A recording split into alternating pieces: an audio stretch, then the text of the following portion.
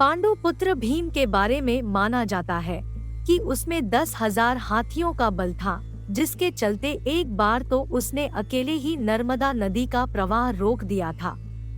लेकिन भीम में यह 10,000 हाथियों का बल आया कैसे, इसकी कहानी बड़ी ही रोचक है। कौरवों का जन्म हस्तिनापुर में हुआ था, जबकि पांचों पांडवों का जन्म वन में हुआ था। पांडवों के जन्म के कुछ वर्ष पश्चात पांडु का निधन हो गया। पांडु की मृत्यु के बाद वन में रहने वाले साधुओं ने विचार किया कि पांडु के पुत्रों अस्थि तथा पत्नी को हस्तिनापुर भेज देना ही उचित है। इस प्रकार समस्त ऋषिगण हस्तिनापुर आए और उन्होंने पांडु पुत्रों के जन्म और पांडु की मृत्यु के संबंध में पूरी बात भीष्म, धृतराष्ट्र आदि को बताई। भीष्म को जब यह बात पता चली तो उन्होंने कुंती सहित पांचों पांडवों को हस्तिनापुर बुला लिया। हस्तिनापुर में आने के बाद पांडवों के वैदिक संस्कार संपन्न हुए। पांडव तथा कौरव साथ ही खेलने लगे। दौड़ने में, निशाना लगाने तथा कुश्ती आदि सभी खेलों में भीम सभी धृतराष्ट्र पुत्रों को हरा देते थे। भीमसेन कौरवों से होड़ के कारण ही ऐसा करते थे, लेकिन उनके मन में कोई वैर भाव नहीं था। परंतु दुर्योधन के मन में भीमसेन के प्रति दुर्भावना पैदा हो गई। तब उसने उचित अवसर मिलते ही भीम को मारने का विचार किया। दुर्योधन ने एक बार खेलने के लिए गंगा तट पर शिविर लगवाया। उस स्थान का नाम रखा उदक्रीडन। वहां खाने पीने इत्यादि सभी सुविधाएं भी थी।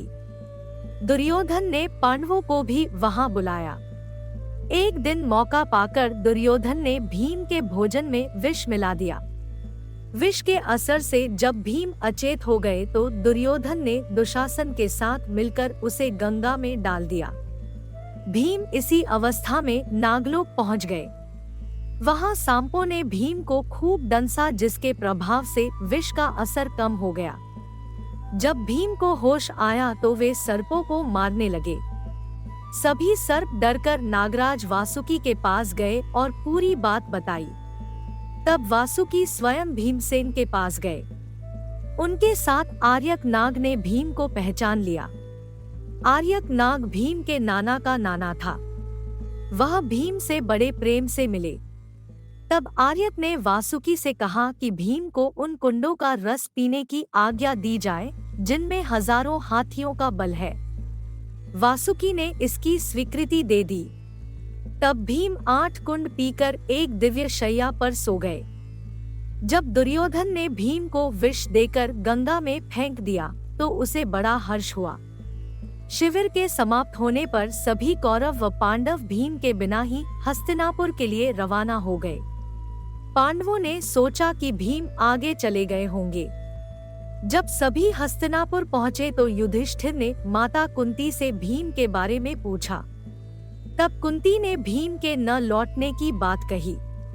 सारी बात जानकर कुंती व्याकुल हो गई। तब उन्होंने विदुर को बुलाया और भीम को ढूंढने के लिए कहा। तब विदुर ने उन्हें सांत्वना दी और सैनिकों को भीम को ढूंढने के लिए भेजा। उधर नागलोक में भीम 8वें दिन रस पच जाने पर जागे। तब नागों ने भीम को गंगा के बाहर छोड़ दिया। जब भीम सही सलामत हस्तिनापुर पहुँचे तो सभी को बड़ा संतोष हुआ। तब भीम ने माता कुंती व अपने भाइयों के सामने दुर्योधन द्वारा विष देकर गंगा में फेंकने तथा नागलोक में क्या क्या हुआ यह सब बताया। युधिष्ठिर ने भीम से यह बात किसी और को नहीं बताने के लिए कहा।